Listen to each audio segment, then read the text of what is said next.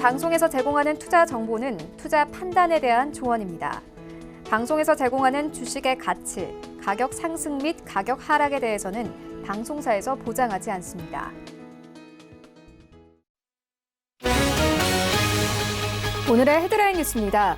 뉴욕 증시에서 주요 지수는 3M과 페이스북 등 핵심 기업의 실적이 엇갈린 데 따라 혼조세로 마감했습니다.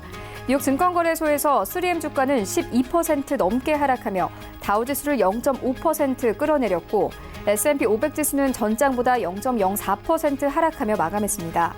하지만 페이스북 강세로 기술주 투자 심리가 유지되면서 나스닥 지수는 0.21% 상승하며 마감했습니다. 마이크로소프트가 클라우드 사업 호조에 따른 강한 분기 실적에 시가총액 1조 달러에 도전하고 있습니다.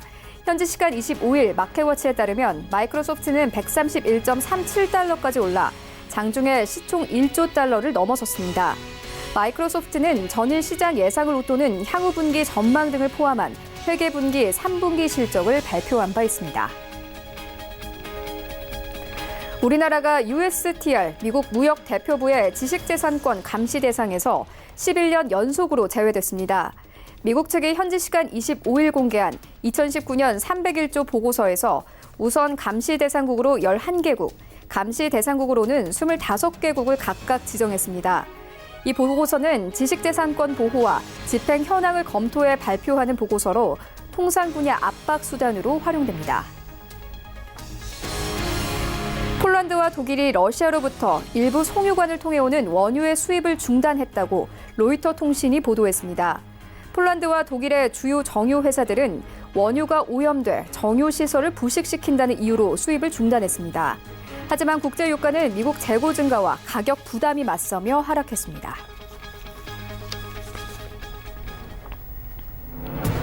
시청자 여러분 안녕하십니까? 출발 증시와이드 1부 시작합니다. 최윤입니다.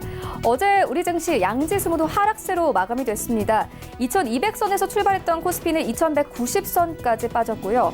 코스닥은 757선에서 출발했지만 750선에서 종가를 형성했습니다.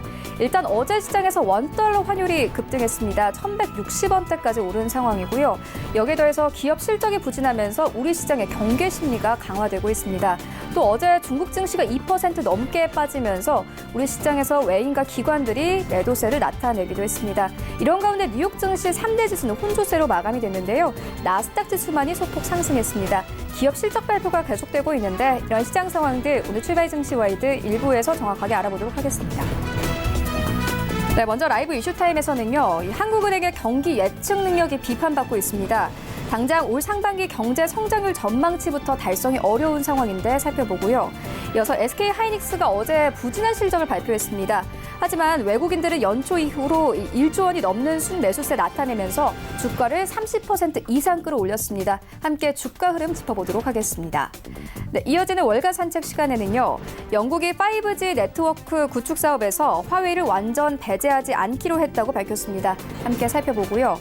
이어서 1대1로 포럼이 어제 베이징에서 시작이 됐습니다. 어떤 내용들이 논의되는지 살펴보도록 하겠습니다. 출발 증시와이드 1부 지금 출발합니다.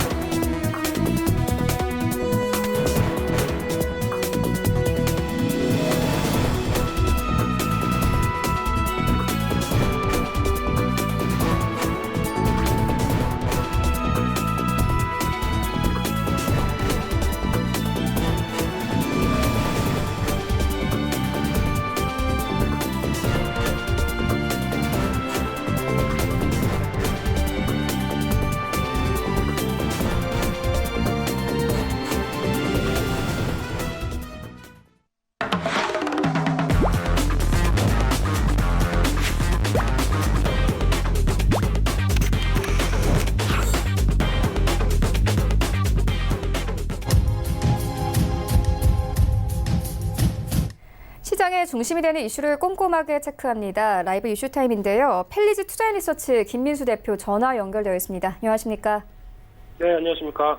네, 대표님 어제 한국은행이 발표한 경제 지표 어떻게 보셨습니까? 네, 잘 봤습니다.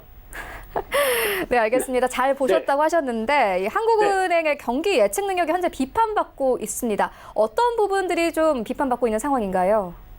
네, 경기 능력에 대해서 의문을 갖는 것도 중요하지만 당장 지표가 잘 나왔으면 좋겠습니다. 그게 더 중요한 게 아닐까 생각되고 있는데 지금 최근에 나오고 있는 지표 쪽에서 계속 실망감이 커지다 보니까 시장에서 가장 주요한 변화, 특히 환율이 원화가 약세가 두드러지게 나오고 있죠. 이런 부분들까지 감안하게 되면 좀 더 여러 가지 챙길 건 챙겨야 되고 해야 되지 않나 생각되고 있는데 솔직히 갈 길이 좀 멀다고 봐야 될 것 같고요. 발표했던 1분기 GDP 성장률이 전분기 대비해서 0.3% 마이너스를 기록했습니다. 다 아시는 것처럼 충격이었죠. 특히 예상치가 0.3% 플러스를 그래도 기록할 것이다 라고 봤었는데 그게 못 미쳤다는 게 가장 부담이었다고 봐야 될 것 같고요. 게다가 그 전에 금통위에서 밝혔던 한국은행에서 올해 전망치 2.5% 달성은 무리 없을 거다라고 했던 부분들이 안 그래도 그 부분이 한 4차례 계속 하향됐던 부분들인데 또 추가 하향될 수밖에 없다라는 우려감이 좀 크다고 봐야 될 것 같고요. 만약에 이 2.5%를 달성하려면은 2분기에 큰 폭의 성장을 보여야 됩니다. 약 한 1.5%대 성장을 보여줘야 되는데 과연 그럴 수 있을까는 아무도 모르겠고요. 게다가 그러면 3분기, 4분기 때도 거의 0.8%, 0.9%대 성장이 들어와야 아무래도 이런 기조를 맞춰갈 수 있지 않을까 싶은데 지금 보여지고 있는 수출이나 설비 투자, 민간 소비 같은 여러 가지 동향을 고려했을 때는 2분기에 1%대 이상, 특히 작년 같은 경우도 분기 실적이 1%대를 한 번씩은 보여준 적이 있습니다. 그래서 그런 그것도 약간 좀 추경과 함께 좀 어려웠다라고 하게 되면 아무래도 이런 추가적인 1.5%대 이상을 달성해서 2.5% 목표치 달성 힘들다고 봐야 되겠죠. 그래서 아마 하향되게 되면은 추가로 한 2.3%대나 2%대 초반으로 내려갈 수 있다라는 쪽으로 봐야 될 것 같고요. 게다가 이렇게 지금 부진한 모습들이 나온다라고 하게 되면 당연히 2분기부터 정부 지출 확대, 저희가 잘 아는 추경입니다. 그래서 예산을 또 추가적으로 확보해서 이어질 움직임이 확인돼야 되는데 지금 국회에서는 어벤져스 게임이 벌어지고 있죠. 거의 뭐 전투하고 있습니다. 그런 상황 쪽에서 공수처법 관련돼서 계속 대치가 되어 있는데 이런 국면 쪽에서 원활하게 이어질 수 있을까 모르겠습니다. 이런 부분들은 아무래도 정치권에 대한 부담이 커질 수밖에 없다고 봐야 될 것 같고요. 게다가 또 하나 기대했던 요인들이 최저임금이나 52시간 근무제로 그나마 내수 관련된 쪽이 조금 살아나지 않을까. 그래서 작년 같은 경우도 오락 문화나 이런 쪽에서 민간 소비세가 좀 확장됐는데 올해 다시 둔화되기 시작합니다. 이런 전반적인 흐름을 보게 되면 아무래도 지금 흐름을 봤었을 때 하반기에는 그나마 나아질 것이다라는 기대감이 조금 커지고는 있지만은 여전히 수출에 대한 회복이 관건으로 될 수밖에 없고요. 그렇게 되면은 수출의 가장 주도는 뭐다? 그러면 또 반도체겠죠. 그런 어떤 반도체나 IT 업종 중심으로 하반기에 대한 강한 드라이브가 좀 걸려서 어떤 변화를 가져오기 전까지는 아직은 특히 연계된 수입과 교역이 늘어나고 그에 따라서 가장 또 대한민국의 우려가 큰 설비 투자 이쪽에 대한 부분들이 변화가 나오기 시작한다라고 하게 되면 아무래도 그에 따른 기대감은 좀 있다고 하더라도 이번에 GDP 관련된 내용들의 흐름을 보게 되면 가장 몇 분기째 고질적으로 안 좋은 게 설비 투자의 부진입니다.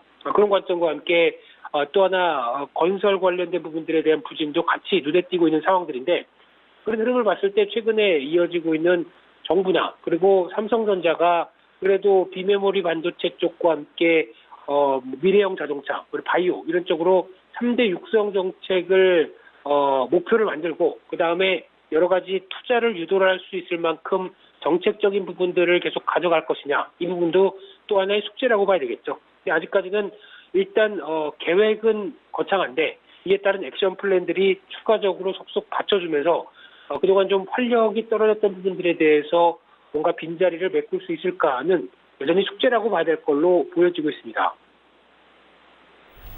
네, 하반기에 이 반도체 중심으로 수출이 회복되는 것이 관건이다 이렇게 말씀을 해주셨는데 그런데 어제 시장에서는 SK하이닉스가 부진한 실적을 내놓았습니다. 하지만 외국인들은 오히려 이번 1월 달부터 이 순매수세를 나타내면서 주가를 30%가량 끌어올렸습니다. 주가 흐름 어떻게 보십니까? 네, 주가 흐름도 잘 보고 있습니다. 그런데 이제 중요한 부분들은 SK하이닉스 어제 실적 발표가 예상치를 살짝 밑돌았는데 시장 반응은 뭐 그 정도면 됐다라고 반응한다고 봐야 될 것 같고요. 따라서 1분기 매출 6조 7천억대, 물론 작년 동기 대비해서 22% 감소, 영업이익도 1조 3,600억, 그래서 68% 감소 이 정도까지 보여졌는데 워낙 눈높이가 낮았던 만큼 그에 따른 부분들은 그래도 눈높이에 맞췄네라고 어떻게 보면 자기적인 좀 어느 정도 위안을 갖고 있는 상황이 아닌가 생각되고 있는데요. 매출은 예상치를 상회했고 영업이익은 예상치보다 약 한 3% 줄었다라고 보여지고 있는데 특히 어제 시장 SK하이닉스의 IR과 관련된 쪽에서 앞으로 된 변화에 대해서 얘기했던 부분들 쪽에서 그나마 좀 더 챙겨봐야 될 부분들은 2분기까지 실적 부진 관련된 것은 계속 이어질 수 있다. 하지만 3분기에 대해서 강조를 했는데요. 큰 폭의 성장 가능하다라는 쪽으로 그래서 한 3분기 이후부터는 회복이 두드러질 것이다라고 얘기를 했는데 특히 반도체 D램이나 메모리 관련된 쪽에서 SK하이닉스는 글로벌 2위 쪽에 지위를 갖고 있죠. 그래도 이런 어느 정도 시장 지위를 갖고 있는 회사가 반도체 업황에 대해서 얘기했다. 그러면 약간 기대감이 높아지는 게 사실이라고 봐야 될 것 같고요. 2분기 이후부터 D램, 낸드와 재고나 가격 하락폭 모두 축소가 될 것이다라고 얘기를 하게 되면 반도체 쪽에 대한 기대감이 지금은 안 좋지만 좀 낮아지지 않을까로 바라보고 있는데 이런 부분들 관련돼서는 또 하나 중요한 게 30일이죠. 삼성전자 확정 실적 발표와 함께 이어지는 IR 관련된 부분들도 주목해야 될 것 같은데 분명히 물어볼 겁니다. 반도체 앞으로 어떻게 될 것 같아요, 사장님? 이런 식으로 IR과 관련돼서 직접적으로 물어볼 텐데 이 SK하이닉스와 마찬가지로 삼성전자는 또 메모리 쪽에 1위다 보니까 그런 부분들로 얘기를 하게 되면 마찬가지로 3분기부터는 좋아질 것이다라고 얘기를 하게 되면 아마 반도체 관련된 IT 업종 쪽에 가장 큰 힘이 될 수 있다라는 관점 쪽에서 바라봐야 될 것 같고요.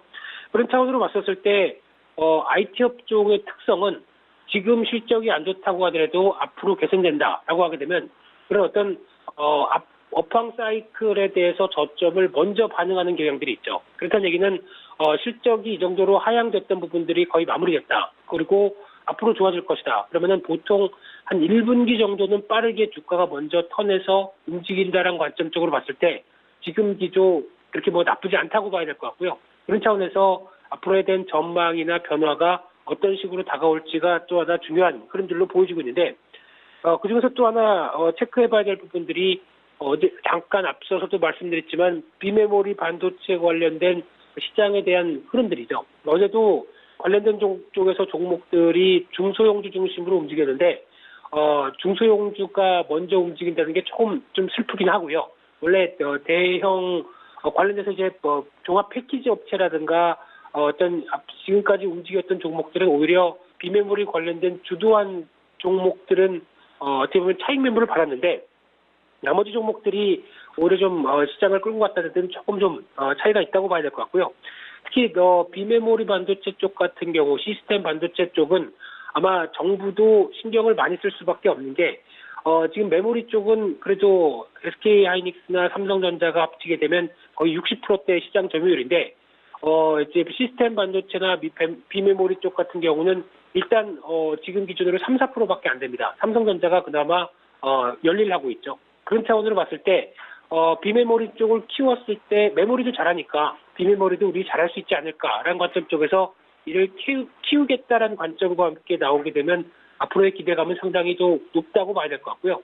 또한 시장 규모 같은 경우도 오히려 메모리보다는 비메모리가 훨씬 더 크고요. 그리고 앞으로의 어떤 시장 증가, 시장 캐파가 늘어나는 부분들도 비메모리 쪽이 좀 더 클 수밖에 없습니다. 왜냐하면 4차 산업혁명으로 가고 5G 시대가 오고 그러는데 전자기기나 IT 기기가 상당히 더 많아질 텐데 그와 관련돼서 가장 큰 두뇌 역할을 하고 있는 CPU 역할을 하는 이런 시스템 반도체에 대한 역할은 상당히 커질 수밖에 없고요.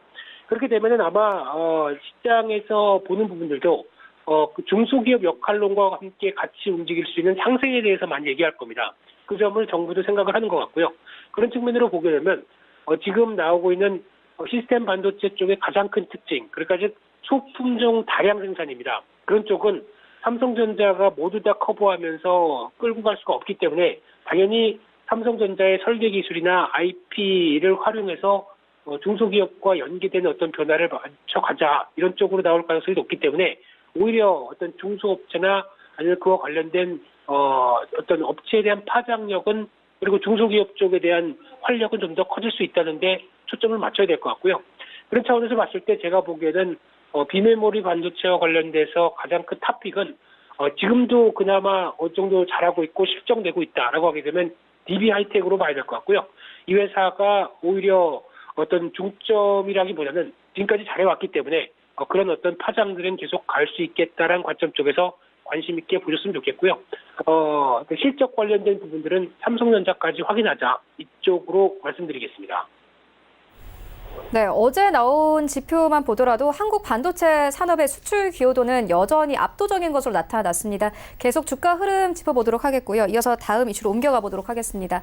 하지만 스마트폰 시장은 침체기입니다. LG전자가 스마트폰 국내 생산 중단을 공식화했습니다. 어떻게 해석해 보면 되겠습니까? 네, 솔직히 안 좋은 소식이죠. 그만큼 어떻게 보면은 한 회사가 잘 제품이 안 팔려서 라인을 일단 다 접고 다른 좀 더 싼 공장으로 쉽게 말씀드리면 서울에서 단가가 안 맞으니까 안 되겠다. 차라리 지방으로 내려가자. 그래서 공장을 다 이전한다라고 보시면 맞는 얘기가 아닌가 생각되고 있는데 LG전자 같은 대기업이다 보니까 조금 좀 포장을 많이 한 측면도 있겠죠. 근데 중요한 부분들은 일단 평택에서 스마트폰을 계속 생산하던 공장이 이제 베트남 하이퐁 무슨 세제 이름은 아니라고 봐야 될 것 같고요. 그래서 하이퐁 캠퍼스 쪽으로 가면서 이전을 시도를 하는 걸로 보여지고 있고요. 기존의 생산 인력이나 흐름들은 창원 쪽으로 생활 가전, 그러니까 즉 가전기기 쪽으로 좀 더 집중하기 위해서 재배치를 한다라는 쪽으로 어제 나왔던 얘기인데, 솔직히 지금 LG전자와 관련돼서 스마트폰 쪽에 대한 여러 가지 부분들을 보게 되면 참 다사다난을 했구나. 여러 가지 힘든 요인들도 많구나라고 보여지고 있는 대표적인 뉴스겠죠. 그런 관점 쪽으로 봤었을 때 단기적인 관점 쪽으로 보게 되면은 일단 공장 이전과 관련돼서 가장 중요한 부분들은 해외로 가는 상황이다 보니까 그에 따른 이전 비용이 당연히 발생합니다. 거기다가 또 어떤 라인을 재배치하는, 그래서 또 지금 창원까지 이어지는 라인 재배치 비용까지 고려한다라고 하게 되면 단기적으로는 실적에 부담 요인이 발생합니다. 비용이 커지다 보니까요. 그런 관점으로 봤을 때 중기적으로 보게 되면 그래도 임금 베트남 임금들은 훨씬 싸겠죠. 차라리 중국보다는 베트남이 더 낫지 않을까로 생각되고 있는데, 이 뉴스를 아마 베트남 국민들은 좋아할 수 있겠습니다만 생산 기지가 늘어나니까요.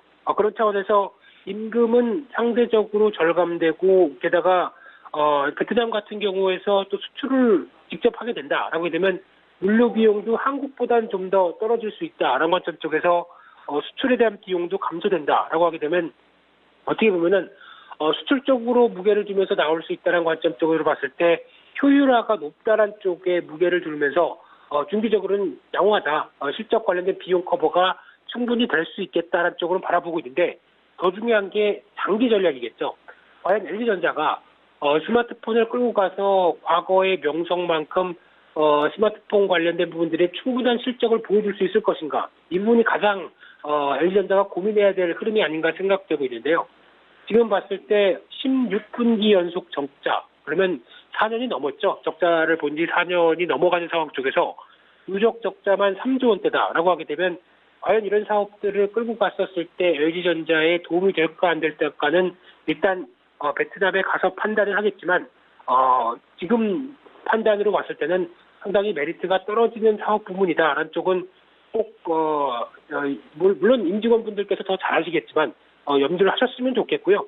그렇게 되면 이제 대체 관련된 동력이 필요합니다. 그러니까 즉 스마트폰이 떨고 그리고 차라리 더 잘 되고 더 힘쓸 수 있는 쪽으로 가자라고 하게 되면 아무래도 지금 그래도 가전은 LG라고 얘기를 하죠.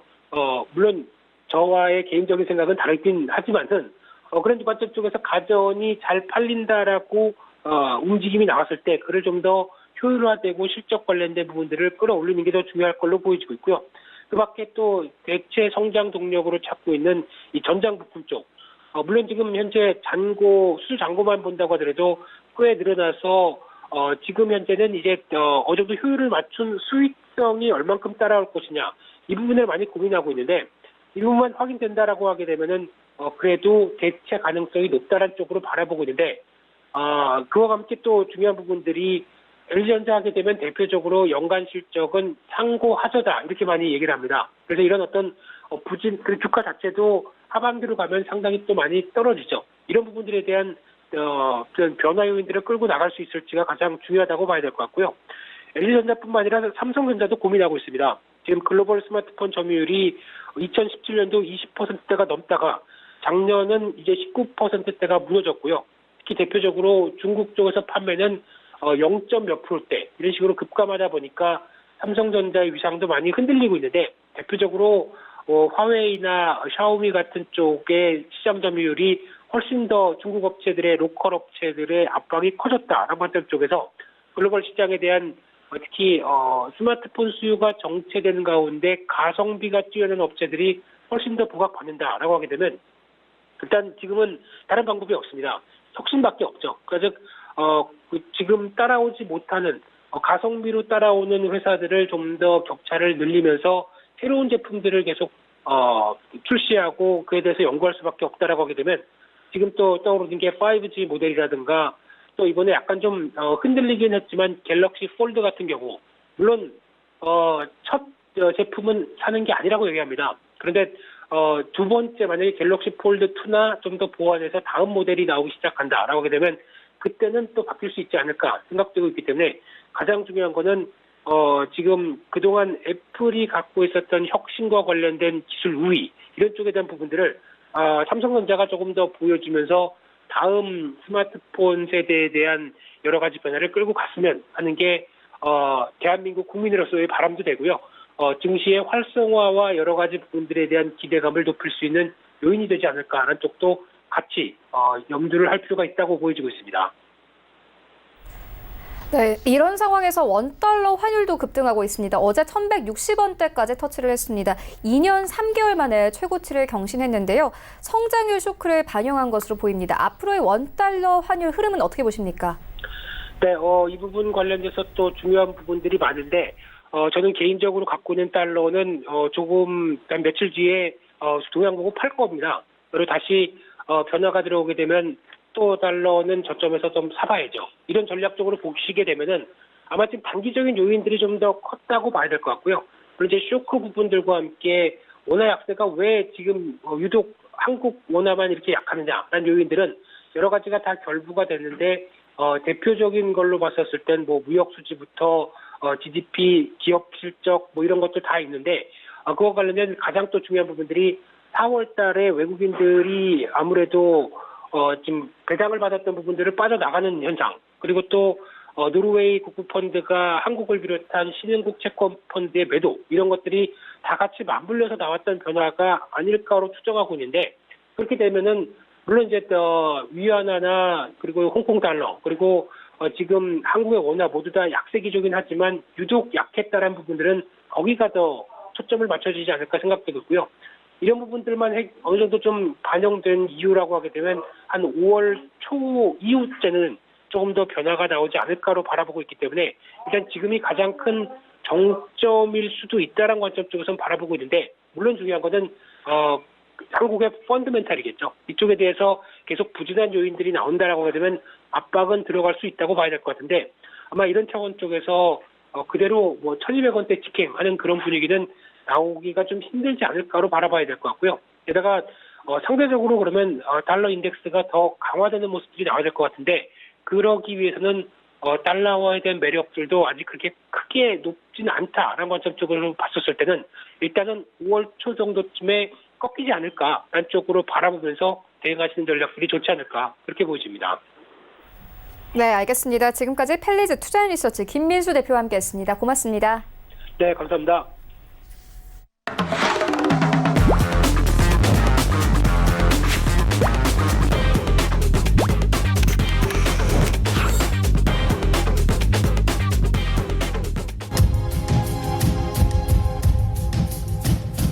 네, 이번에는 글로벌 이슈 체크해 보도록 하겠습니다. 월가 산책 시간인데요. KTB 투자증권 이성훈 과장 전화 연결되어 있습니다. 안녕하십니까? 네, 안녕하십니까? 네, 먼저 첫 번째 이슈부터 시작을 해보도록 하겠습니다. 영국이 5G 네트워크 구축 사업에서 화웨이를 완전히 배제하지 않기로 했다고 밝혔습니다. 시장에는 어떤 영향이 있을까요?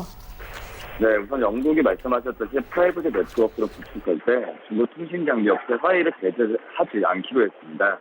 미국이 안보 등을 이유로 중국 통신장비 제품을 배제할 것을 요구한 상황에서 영국의 입찰로 미국의 정보 동맹 정전에 균열이 가는 것이 아니냐는 지적도 나오고 있는 상황인데요. 영국은 국가안전보장회의를 열어서 네트워크망을 구축하는 주요 부품에 대해서는 화웨이를 배제하고 또 휴대폰과 안테나 등에서는 쓸 수 있도록 어떤 이런 부분을 결정을 했습니다. 영국 정부는 5월 중에 화웨이의 취급 기준 등을 포함한 5G에 관한 방침을 발표할 계획이다 이렇게 밝혔고요. 이 영국 정부가 화웨이 제품을 쓰기로 한 것은 이제 와서 화웨이 제품 배제하기는 어렵다는 현실적인 판단이 작용한 것으로 좀 보이는 현재 상황이다라고 볼 수 있겠고, 우선 보도폰 같은 이제 영국 모바일 회사의 대부분은 현재 4G 네트워크에서 이미 화웨이 제품을 사용하고 있습니다. 이를 4G 네트워크를 기반으로 5G 네트워크로 구축해야 하는 상황에서 이 화웨이 제품을 전면적으로 배제할 경우에 기존 설비를 모두 교환해야 하는 상황이기 때문에 거액의 비용이 든다라고 볼 수 있겠고요. 이 영국 통신사 3S CEO 데이비드 다이슨이 얘기했던 내용에 따르면은 3월에 현재 언론과의 인터뷰에서 우리는 이미 이 5G 네트워크 구축을 시작했다고 밝혔고, 화웨이를 배제할 경우에 5G 서비스 개시는 약 1년 정도 늦어질 것이라고 이렇게 말한 바 있습니다. 보다폰 그룹의 닉 리드 CEO 같은 경우에도 화웨이에 대해서 통신업계의 공급망에 중요한 역할을 하고 있다고 밝혔고, 사실과 증거에 기반한 평가가 필요하다고 강조했고요. 화웨이는 영국이 제한적이나마 화웨이 제품을 사용하기로 했다는 소식에 영국의 기업이나 소비자는 우리의 첨단 기술 바탕으로 가장 빠르고 안정적인 서비스를 받을 수 있을 것이라는 환영의 뜻을 나타냈습니다. 제한적이라고 하지만 이 5G 네트워크에 화웨이 제품이 들어간다는 소식에 미국 측은 좀 우려를 표시했는데, 미국의 안전보장국의 사이버 보안 고문이자 도널드 트럼프 대통령의 전 고문이기도 했던 이 존 로이스 시니어 보좌관은 이 파이낸셜 타임즈와 인터뷰에서 영국의 결정에 따라서 우리의 정보가 위험에 노출돼서는 안 되고 영국도 그것을 알고 있다고 말했습니다. 특히 조이스는 영국의 감독위원회가 반복적으로 화웨이 제품의 위험을 경고했다는 사실에 주목했는데요. 미국은 중국의 통신 장비를 사용하면은 통신 장비에 설치된 백도어를 통해서 정보가 중국 정부에 유출될 수 있다고 얘기하면서 이 동맹국들의 5G 네트워크망에서 이 화웨이 제품 쓰지 않을 것을 요구한 상태이고요. 이 같은 요구를 받아들이면서 5개의 눈 중 하나인 네덜란드와 호주 같은 경우에는 이 5G 네트워크를 구축할 때 중국 제품을 배제하기도 한 현재 상황이라고 정리할 수 있겠습니다. 네, 알겠습니다. 이어서 다음 이슈로 옮겨가 보도록 하겠습니다. 어제부터 베이징에서 1대1로 포럼이 시작이 됐습니다. 어떤 내용들이 논의됩니까? 네, 우선은 지금 이제 중국 주도의 경제 블록 추진형 1대1로에 대해서 어제부터 이제 개막 베이징에서 시작이 됐는데, 올해 두 번째로 맞는 제2회 1대1로 국제협력 고위 포럼에서 우선 각국 대표들이 참가하면서 정책 소통이나 무역 소통 같은 총 12개 분야, 그리고 포럼은 이제 개시한 상태라고 볼 수 있겠고요. 900여 명의 전 세계 이런 CEO들이 참여하는 컨퍼런스를 진행한 상태라고 볼 수 있겠습니다. 중국은 이날 행사를 통해서 1대1로 포럼의 분위기를 달군 뒤 우선 시진핑 중국 국가주 연설을 통해서 공식 행사의 개막을 선언하고 각국 지도자들이 참여하는 정상 포럼을 이어갈 예정이라고 밝혔고요. 27일에는 이제 오늘이죠. 27일에 시진핑 주석이 러시아 같은 이 37개 정상과 또 국제기구 수장들이 한자리에 모이는 원탁 정상회의를 주재한 뒤에 시 주석이 1대1로 정상 포럼 성과를 발표하면서 막을 내립니다. 지난 2017년 5월에 제1회 1대1로 정상 포럼과 마찬가지로 이번 포럼도 시진핑 주석이 중심이 돼서 모든 회담을 이끌고 또 G2 리더로서 위상을 안팎에 보여주는 형식을 가질 것으로 보여지고 있고요. 1대1로는 중국 주도로 아시아, 아프리카, 유럽을 잇는 무역과 교통망을 연결하면서 이 경제 불력을 구축하려는 구상으로 현재 중국은 전 세계 100개국과 그 국제기구와 1대1로 프로젝트를 추진 중입니다. 이번에 1대1로 정상 포럼에서는 칠레, 인도네시아, 파키스탄, 필리핀, 이탈리아 같은 37개 정상이 좀 참석하고요. 국제통화기금 총재와 유엔 사무총장 등 국제기구 수장과 함께하면서 이 중국을 포함하면은 정상과 국제기구 수장 40명을 한자리에 모은 셈입니다. 앞서서 시진핑 주석이 그 IMF 총재와 칠레 대통령과 만나면서 1대1로의 성과와 정당성을 역설한 바 있는데 일본 총리 특사인 자민당의 니카이 조시로 관사장도 만나면서 오는 6월에 오사카 주요 20개국, 그러니까 G20 정상회의죠. 참석을 방기하겠다는 그 계획을 밝히면서 미국의 어떤 맹당인 일본에도 러브콜을 보냈습니다. 또한 이제 그 시진핑 주석은 미얀마 실권자죠. 아웅산 수지와 이란 알리에프 아제르바이잔 대통령과 만나면서 외교의 경제적으로 약속하면서 우군학을 매진했고요. 특히 김정은 그 북한 국무위원장과 정상회담을 하는 블라디미르 러시아 대통령 그리고 또 정상회담에 좀 참석할 예정이어서 우선 지금 그 시진핑 주석은 이 김정은 국무위원장과 러시아 대통령과의 어떤 그 공조를 취하는 모습을 보일 가능성이 있지 않을까 판단이 되고 있습니다. 여기에는 또 미국을 압박할 가능성도 크기 때문에 시진핑 주석의 이번에 정상 포럼에서 어떻게 될지 한번 좀 관심 있게 봐야 되지 않을까 판단이 되고 있고요. 미국은 1대1로에 대해서 중국 패권 전략이자 국제 기반을 준 외교술인 어떤 보채함 등 외교를 하고서 비난하면서 이번 1대1로 정상 포럼 불참한 것을 비롯하면서 중국 불편한 태도를 취하고 있습니다. 우리나라 같은 경우는 기획재정부 장관과 북한에서는 김정은 북한 국무위원장이 참석하고 보여주고 있지만 제가 봤을 때는 김영재 대외 경제상에 참석할 예정이고 김정은 북한 국무위원장은 일정상은 좀 참가하는 좀 힘들지 않을까 이렇게 판단되고 있습니다. 네, 1대1로 포럼 27일까지 진행되는데 내용 나오면 다시 한번 논의를 해보도록 하겠습니다. 이어서 다음 이슈로 옮겨가 보도록 하겠습니다. 어제 이 테슬라가 부진한 실적을 발표했습니다. 이에 대해서 이 머스크가 비상장 기업으로 돌아가고 싶다 이런 발언까지 내놓은 상황이거든요. 주가 흐름 어떻게 보십니까?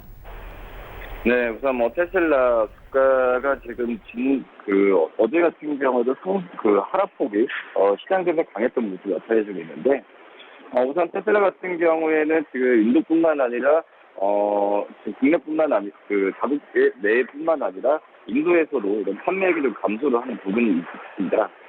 장 막을 발표한 2019년 1분기 결산에서 최종 손익이 7억 213만 달러라고 적자를 밝혔는데 이는 3분기 만에 적자로 돌아선 것이라 볼 수 있고요. 주당 손실액은 4.1달러 계산되면서 팩스셋이 조사한 시장 예상치의 2배가 넘는다라고 볼 수 있겠습니다. 이 주력 판매 모델인 모델 3의 출하가 늦어진 부분도 있고요. 연초부터 비용 구조를 개선하기 위한 인력 삭감 등의 비용이 추가되면서 이 3분기 만에 적자로 전환된 부분이고요.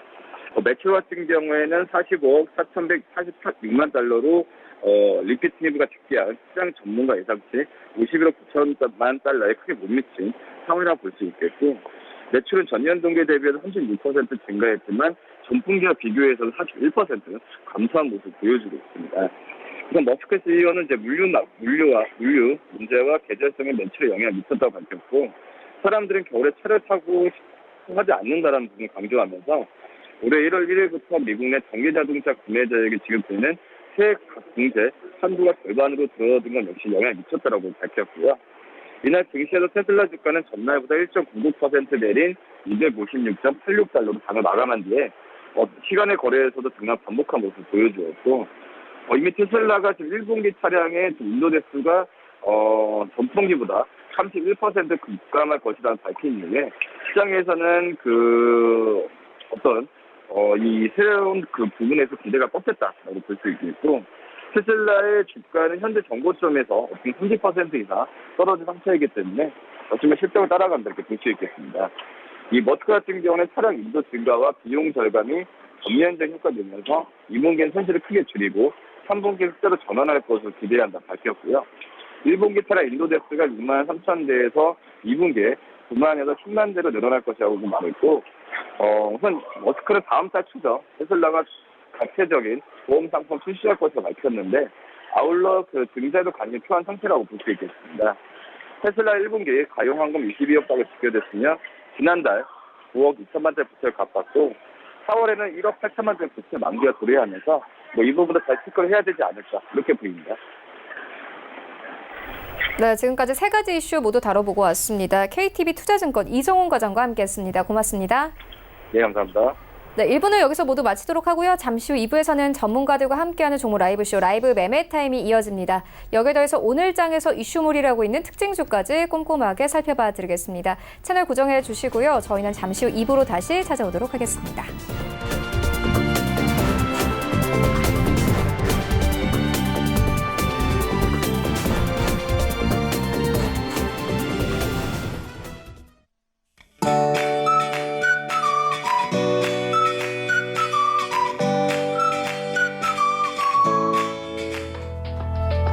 안녕하세요. K웨더 라이프스타일 여보 최현미입니다. 오늘 나서실 땐 옷차림 따뜻하게 입으셔야겠습니다. 북쪽에서 찬 공기가 유입되며 하루 사이 기온이 크게 떨어졌는데요. 낮 동안 서울 13도, 대전 11도, 대구 13도로 평년 기온을 밑돌며 쌀쌀하겠습니다. 갑작스러운 기온 변화에 감기 걸리지 않도록 조심하셔야겠습니다. 오늘 미세먼지 농도는 좋음 수준으로 공기는 깨끗하겠고요. 기압골의 영향을 받다가 벗어나 고기압 가장자리에 들겠습니다. 다음은 자세한 지역별 날씨입니다. 중부지방 아침이면 서쪽지방을 시작으로 비가 그치겠습니다. 서울 아침 기온 9도에서 한낮엔 13도로 아침 기온과 큰 차이 없겠습니다. 동해안 지방 밤까지 비가 이어지겠고요. 낮 동안에도 한 자릿수에 머물겠습니다. 강릉, 속초 9도를 보이겠습니다. 남부지방 곳곳으로 저녁까지 비가 오는 곳이 있겠습니다. 광주 낮 최고 기온 12도, 대구는 13도로 쌀쌀하겠습니다. 전해상에는 비가 내리면서 물결은 동해상에서 최고 4m로 매우 높게 일겠습니다. 여기에 천둥, 번개가 치는 곳이 있어 항해나 조업하는 선박은 각별히 주의하셔야겠습니다. 주말까지는 평년 기온을 밑돌다가 다음 주부터 다시 예년 이맘때 기온을 회복하겠고요. 충청 이남과 남부지방을 중심으로 비가 내릴 전망입니다. 날씨였습니다.